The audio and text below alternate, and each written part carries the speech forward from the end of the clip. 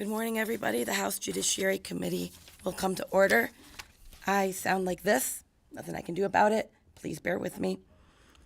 Madam Clerk, please call the roll. Chair Breen. Present. Representatives Edwards. Here. Carter. Here. Pope. Here. Arbit. Here. Devendorf. Hoskins. Here. Cerniglu. Here.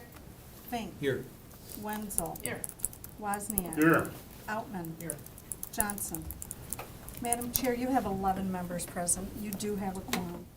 Thank you. Today, we will be proposing and adopting additional committee rules. We will be taking votes on some House bills and testimony on another package. I do note that we have a hard stop at 11, at which point any unfinished business will carry over to the next meeting. I'm going to go very quickly. Yes. What is this?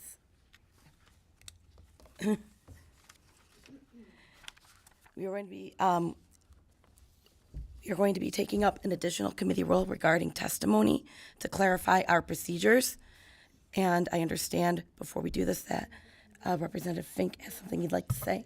Thank you, Madam Chair. I appreciate a moment to speak about this. I want to say I do appreciate that this is being brought up. I think it's unfortunate that the bad habits of the House over a period of time led to litigation being the prompt for this, but it is the correct response to adopt a rule to clarify what the public should expect with regard to public participation in the meetings. I think that there are ways in which I would maybe like to see this get a little more specific rather than simply limiting testimony to the discretion of the committee chair, but it is at least good to have put something forward for the people to see, to form some expectation of what they of how they'll be received when they do come to testify. So thank you for the moment to speak about it, and again, thank you for bringing it forward. Even if it's not perfect, I do appreciate that it's an important idea. Thank you, Representative Fink. And yes, we currently have the same rules as we have had in prior terms. This is an improvement. And now Rep. Edwards moved to adopt the committee rules. Madam Clerk, please call the roll. Chair Breen. Aye. Representatives Edwards. Yes. Carter. Yes. Pope. Yes. Arbit. Yes. Devendorf. Hoskins. Yes. Cerniglu. Yes. Fink. Pass. Wenzel. Pass. Wozniak. Pass. Outman. Pass. Johnson. Madam Chair, you have 7 yeas, 0 nays, and 4 pass. The motion prevails. Thank you. I will now take a motion from Representative Carter to approve the minutes of the February 7th meeting. And those minutes are now approved. We are going to be voting on House Bills 5387, 5388, and House Bills 5300 through 5303. And I'm going to ask Representative Bahutsky to come to the table to talk about the substitutes for her package. Thank you, Madam Chair, members of the committee. This will be very, very brief. There's a substitute for HB 5301. It's just a conflict substitute. It addresses a conflict with PA 260 that was signed into law last year. And then the substitute for House Bill 5303 just clarifies that the form in question that would be submitted, it already exists within the Department of DHHS. They're already using it. So the department just requested that we clarify in there that that is the form that will be used. So those are the 2 substitutes. If there are any questions, I'm happy to answer them, but they're pretty straightforward. I do not see any questions. Thank you very much, Representative Bahutsky. I do have a card in support from Sharday Burton from MDHHS for 5303 in this package. We're doing 5300 to 5303. And I have a letter in support from Jess Averill from the Michigan Domestic and Sexual Violence Prevention and Treatment Board supporting 5300. And I will now need a motion, take a motion from Representative Edwards to report House Bill 5300 with recommendation. Madam Clerk, please call the vote. Chair Breen. Present. Aye, sorry. Representatives Edwards. Yes. Carter. Yes. Pope. Yes. Arbit. Yes. Devendorf. Yes. Hoskins. Yes. Cerniglu. Yes. Fink. No. Wenzel. No. Wozniak. No. Outman. No. Johnson. Madam Chair, you have 8 yeas, 4 nays, 0 pass. House Bill 5300 is reported with recommendation. I have a conflict sub for House Bill 5301. I'll take a motion from Representative Carter to adopt the H1 sub. Madam Clerk, please call the vote. To adopt the substitute, Chair Breen. Aye. Representatives Edwards. Yes. Carter. Yes. Hope. Yes. Arbit. Yes. Stevendorf. Yes. Hoskins. Yes. Cerniglu. Yes. Fink. No. Wenzel. No. Wozniak. No. Outman. No. Johnson. Madam Chair, you have 8 yeas, 4 nays, 0 pass. The substitute is adopted. I'll take a motion from Representative Hope to report House Bill 5301 with recommendation as an H1 sub. Madam Clerk, please call the vote. Chair Breen. Aye. Representatives Edwards. Yes. Carter. Yes. Hope. Yes. Arbit. Yes. Stevendorf. Yes. Hoskins. Yes. Cerniglu. Yes. Fink. No. Wenzel. No. Wozniak. No. Outman. No.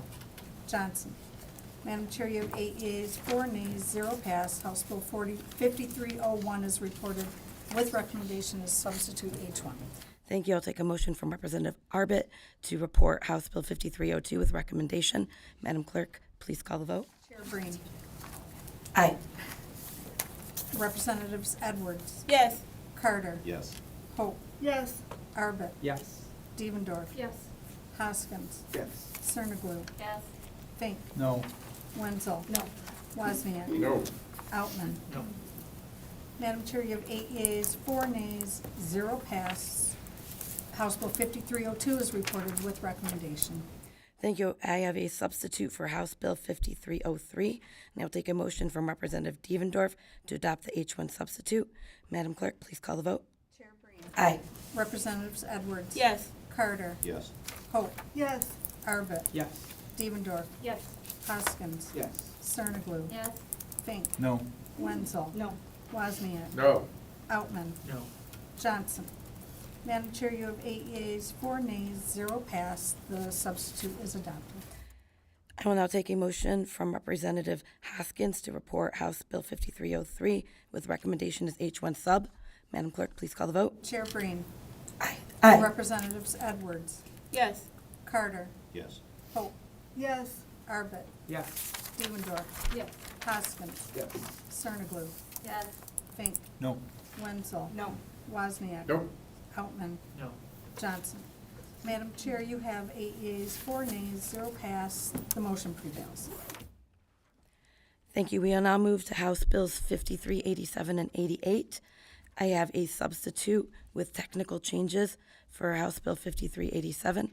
I will take a motion from Representative Cerniglu to adopt the H1 substitute. Madam Clerk, please call the vote. To adopt the H1 sub for House Bill 5387, Chair Breen. Aye. Representatives Edwards. Yes. Carter. Yes. Hope. Yes. Arbit. Yes. Stevendorf. Yes. Hoskins. Yes. Cerniglu. Yes. Fink. Pass. Wenzel. Yes. Wozniak. Pass. Outman. Yes. Johnson. Madam Chair, you have 9 yeas, 0 nays, 3 pass. The substitute to House Bill 5387 is adopted. Thank you. I'll now take a motion to report House Bill 5387 with recommendation as an H1 sub from Representative Edwards. Madam Clerk, please call the vote. Chair Breen. Aye. Representatives Edwards. Yes. Carter. Yes. Hope. Yes. Arbit. Yes. Stevendorf. Yes. Hoskins. Yes. Cerniglu. Yes. Fink. Pass.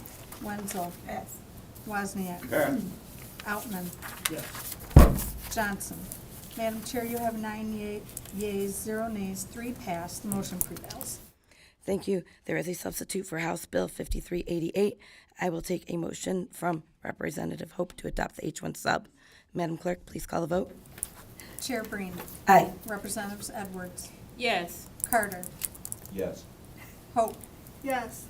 Arbit. Yes. Stevendorf. Yes. Hoskins. Yes. Cerniglu. Yes. Fink. Pass. Wenzel. Yes. Wozniak. Pass. Houtman. Yes. Madam Chair, or Johnson. Madam Chair, you have 8 yeas, 0 nays, 4 pass. The substitute is adopted. Thank you. And I'll take a motion from Representative Devendorf to report House Bill 5388 with recommendation as an H1 sub. Madam Clerk, please call the vote. Chair Breen. Aye. Representatives Edwards. Yes. Carter. Yes. Pope. Yes. Arbit. Yes. Devendorf. Yes. Hoskins. Yes. Cerniglu. Yes. Fink. Pass. Wenzel. Pass. Wozniak. Pass. Outman. Yes. Johnson. Madam Chair, you have 9 yeas, 0 nays, 3 pass. The motion prevails. Thank you. The committee will now go at ease.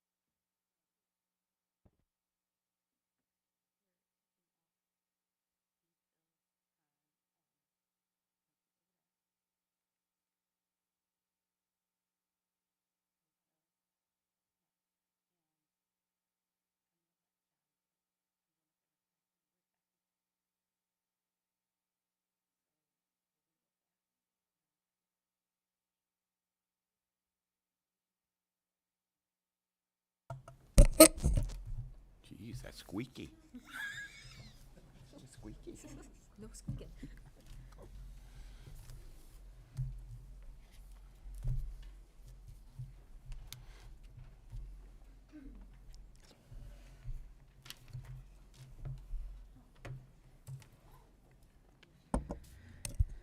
The committee will come back to order. We will now take up House Bill 4384 through 86.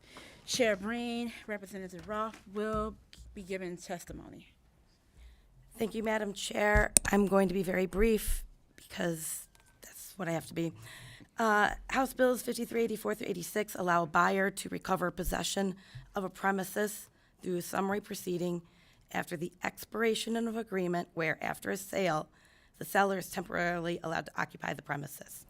In a nutshell, most commonly this happens when somebody sells their home, and they don't have a place to go yet, so they just have to stay in their house until they find a new place to live, and this creates problems if the person overstays their welcome for the house that they sold. So these bills provide clarity regarding post-closing occupancy agreements, and I'm going to let my colleague, John Roth, talk more about the bills, and we have Becky Burka from the Realtors to give additional information. Thank you. Thank you, Madam Chair, and the rest of the committee. My bill is really pretty easy. These are bills that are pretty simple overall. They're just clarity. So in my bill 5384, if a seller sells this house to a buyer and doesn't have a place to go, they can rent the home from the new buyer.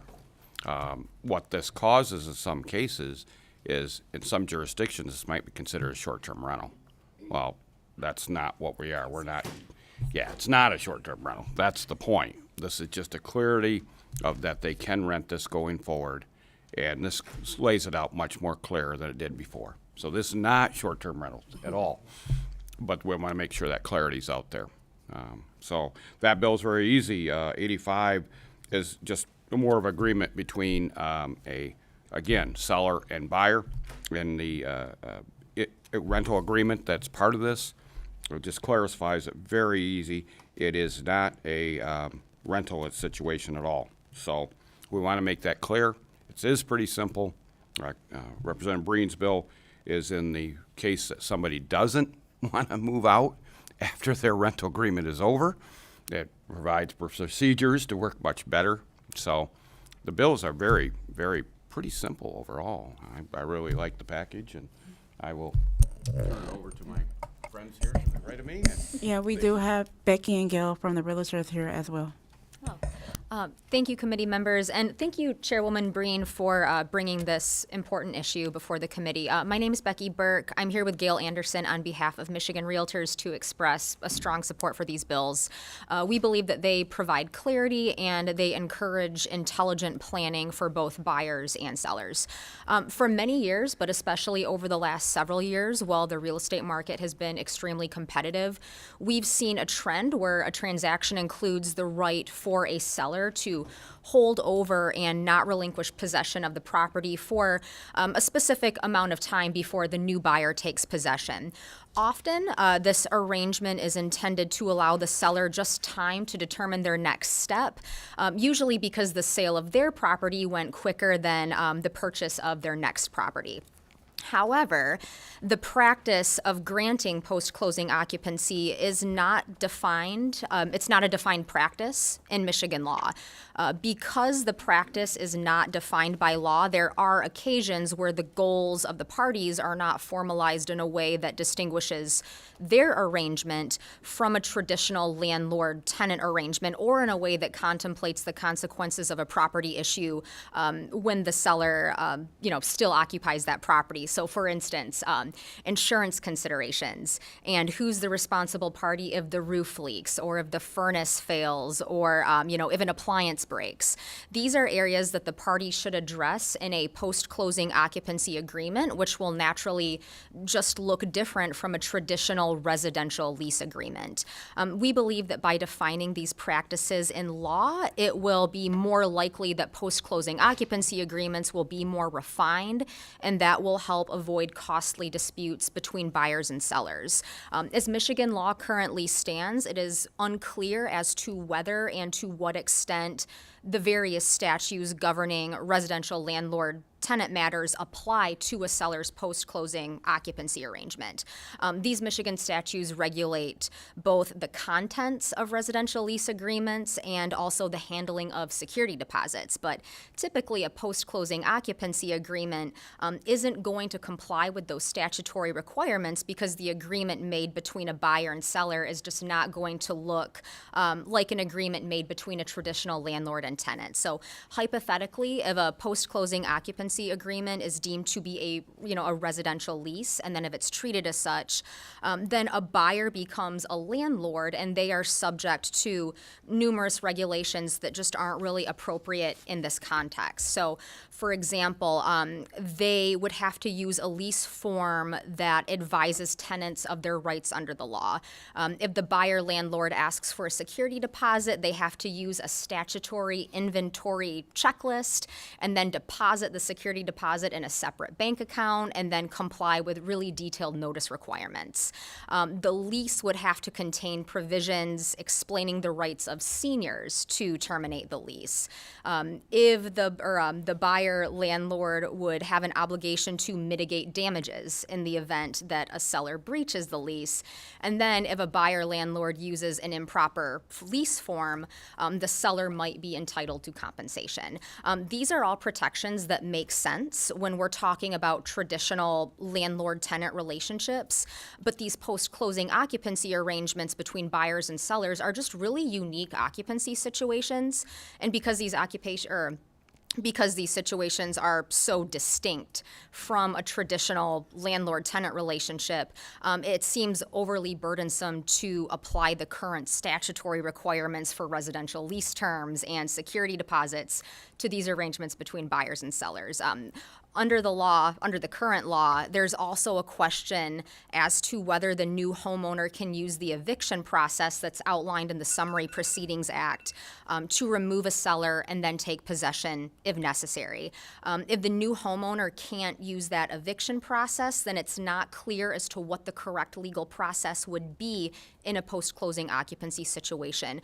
We believe it's important to clarify in law that a process is available and also what that process is. is. So we are very supportive of this bill package because it would create, very narrowly tailored amendments to these 3 separate statutes, and those amendments would distinguish post-closing occupancy, from as being unique from a traditional landlord-tenant relationship, while also not diminishing any of the rights that are commonly understood under landlord-tenant relationships. And it would also encourage the use of formal agreements that just, provide a stronger roadmap to address the expectations of each of these parties. I know we're under time constraints, but if there is time, we're happy to answer any questions that you might have.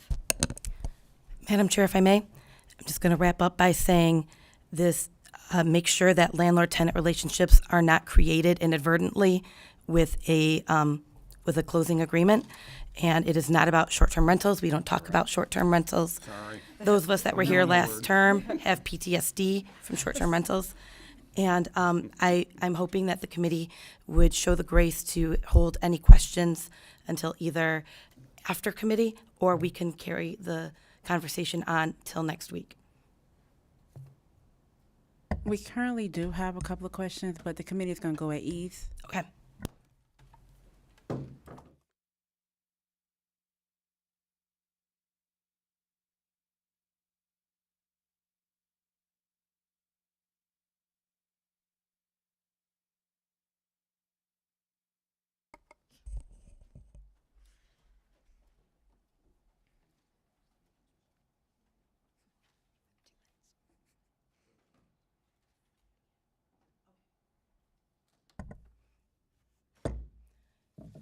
Back on the record, we have 2 members that do need to depart, but we will be able to take time for some questions.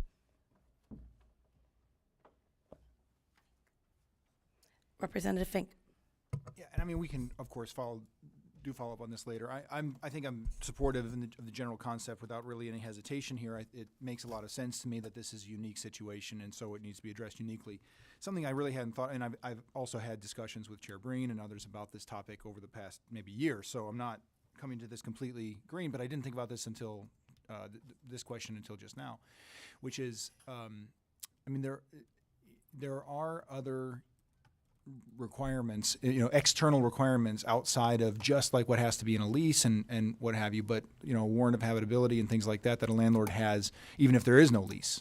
And so I guess my question is, have you worked all the way through all of that background? Because just to use that as an example, it makes no sense for a buyer landlord to be obligated to provide heat in a unit that, by the terms of the sales agreement, they don't even have control over yet, even though they've acquired it. So, do you think that we've got all of that covered with just this limited language? Yes, thank you. A lot of those rights are set by case law, and it's not. I guess my thought is, it's not that we're a lease today. What we're saying is it's not a lease for purposes of these statutes. In terms of where those cases would be, that would have to be litigated. There's really not a way to fix that. Proceed. Okay. I agree with you, except that that's common law, which means we could alter it by statute anyway, and wouldn't it make sense while we're here to wade into that? Because it would be a little ridiculous for a landlord buyer to have to litigate over not providing heat in a unit that they're not allowed in. They've never owned, they haven't been able to be allowed in, right? So, in other words, I agree with you that these things have been common law, but wouldn't it make sense for us to, and we don't, I mean to be supportive here. I don't mean to be challenging the intent at all, so much as, is an approach this surgical actually adequate, I guess is my concern. I think it is. I think if you've got statutes that say it's not a leasehold relationship, I think that the common law then wouldn't apply.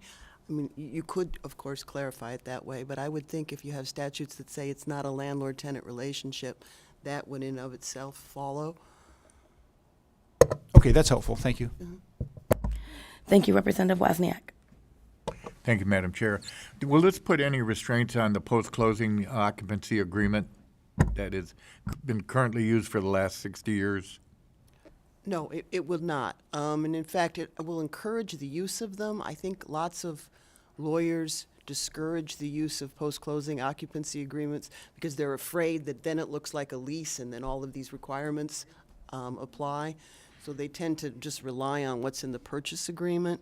And I think that when we have this in there that's saying post-closing occupancies are not lease agreements, I think they will use these forms more frequently. And what is the determination for, say, if the buyer is distressed by not having the seller move out when they're supposed to, what is his remedy? Currently, they use the Summary Proceedings Act. Right. The concern with amending the other two statutes to say it's not a leasehold arrangement was the implication might be that you couldn't use summary proceedings. So that's why I thought it would be to amend the Summary Proceedings Act to say, yes, but you can, it's not a leasehold relationship, but you can still use the Summary Proceedings Act to evict the tenant, Great, thank the you. non-tenant. Thank you. Thank you. I appreciate your testimony. We have a card from you, Becky Burke and Gail Anderson, from the Realtors in support of Bills 5384 through 5386. I'll take a motion from Representative Hope to excuse absent members. And being no objections, they are excused. There being no further business before the committee on Judiciary will stand adjourned.